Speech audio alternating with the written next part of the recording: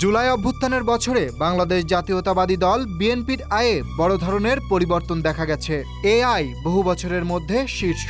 বিএনপির জ্যেষ্ঠ যুগ্ম মহাসচিব রুহুল কবির রিজভীর নেতৃত্বাধীন একটি প্রতিনিধি দল রবিবার ইসি সচিব আক্তার আহমেদের কাছে ২০২৪ পঞ্জিকা বছরের আর্থিক বিবরণী জমা দেয়।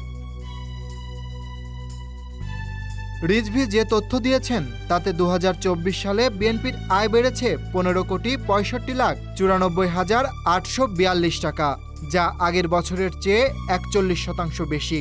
২০২৪ সালের ৭ জানুয়ারির নির্বাচন বিএনপি বর্জন করলেও ব্যয় বেড়ে হয়েছে ৪,৮০,০৪,৮২০ টাকা।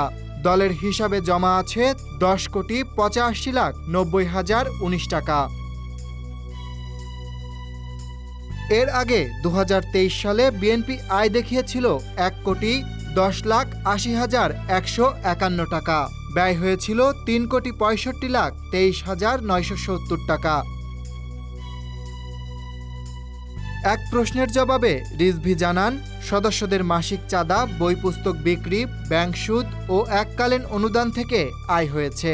আর ব্যয় হয়েছে ব্যক্তিগত সহযোগিতা, দুর্যোগকালীন সহযোগিতা, কর্মসূচি বাস্তবায়ন, লিফলেট এবং পোস্টার ইত্যাদি ছাপানোই।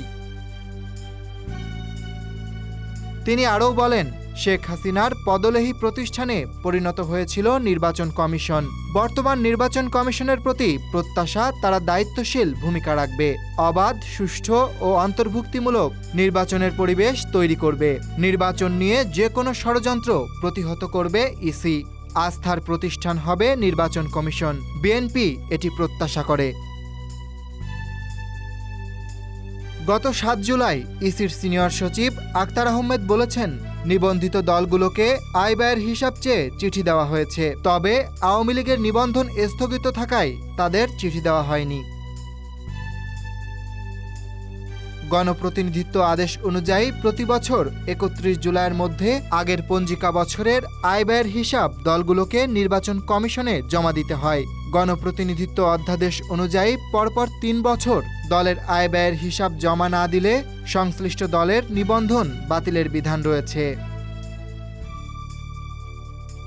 Dhaka express desk report.